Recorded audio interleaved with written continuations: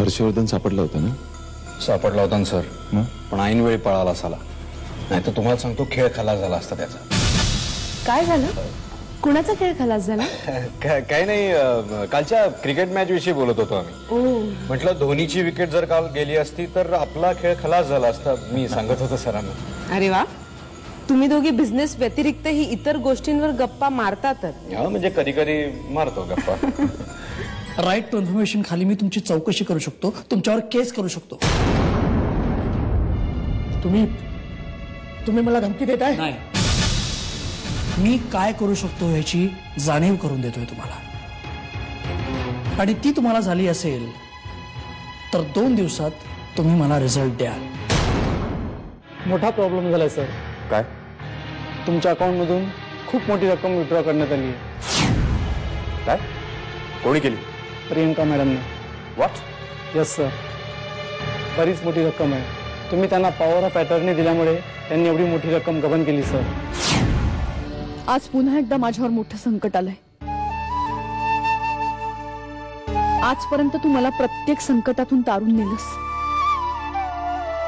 आता ह्या संकटाशी सामना करण्याचं मला बळ दे. ह्या संकटातून मार्ग काढण्याची बुद्धी मला दे. माझ्यामुळे तुझ्या घरातल्यांनाही खूप त्रास झाला ना, पण नेहा मी त्यांची माफी सुद्धा मागायला तयार आहे. तू म्हणशील तेव्हा मी माफी मागायला येईन. पण नेहा, तू शिवाजीला घेऊन इकडे ये ना प्लीज. तुमच्या दोघांशिवाय या घराला घर पण नाही येणार. पण प्रियंका, तिला मी या घरातून आणि माझ्या आयुष्यातून कधीच हाकलून दिलाय. तिचा माझ्याशी काहीही संबंध नाही आणि कधी संबंध येणारही नाही. प्लीज येशील ना? हॅलो. हॅलो काका, शार्दूल बोलतोय. बोल शार्दूल. माझं चुकलं. मी तुमच्याशी खूप वाईट वागलो. त्याकरता तर मला देव सुद्धा कधी माफ करणार नाही. तुम्ही माझ्यासाठी इतकं केलं,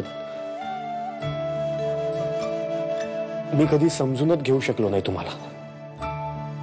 आपल्याच मुलींवर एवढी संकट का यावी हे नाही कळलं हो मला. म्हणजे बघा ना, सावरीवर तिच्याच नवऱ्याचं संकट, नेहाच्या संसारावर त्या प्रियंकाचं संकट, आणि अंतराचं हे असं. तिचं लग्न तरी लवकरात लवकर व्हायला हवं, म्हणजे तिचा संसार तरी सुखाचा होईल. नाही, आत्ताच्या आत्ता बँकेत जा आणि सगळे डिटेल्स घेऊन या, कळलं? शार्दूल, नेहा, तू खूप मोठ्या मनाची आहेस. तू मला माफ केलंस, माझ्या मुलाला घरी घेऊन आलीस. बस, आता मला कसलीही चिंता नाही. मी तुझ्यावर आणि राजाराम काकांवर अविश्वास दाखवला आणि त्या प्रियांकावर विश्वास ठेवला. तिनेच माझा घात केला.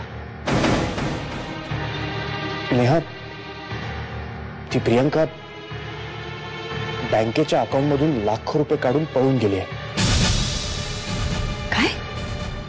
हो, मी तिला फोन लावला पण तिचा फोनही लागत नाही. तिचा काहीच पत्ता नाहीये.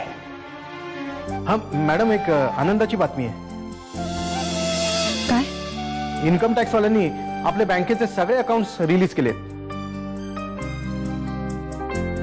आत्ताच ऑर्डर हातात आली आहे. काय सांगताय? काय खरंच उद्यापर खूप खूप आनंदाची बातमी दिलीत तुम्ही.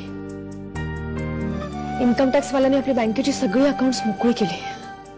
काय सांगतेस काय? आता आपल्याला जरा मदत होईल नाही रे?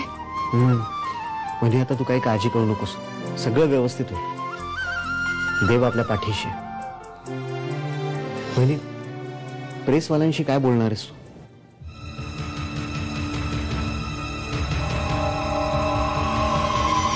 तोच विचार करते आधी.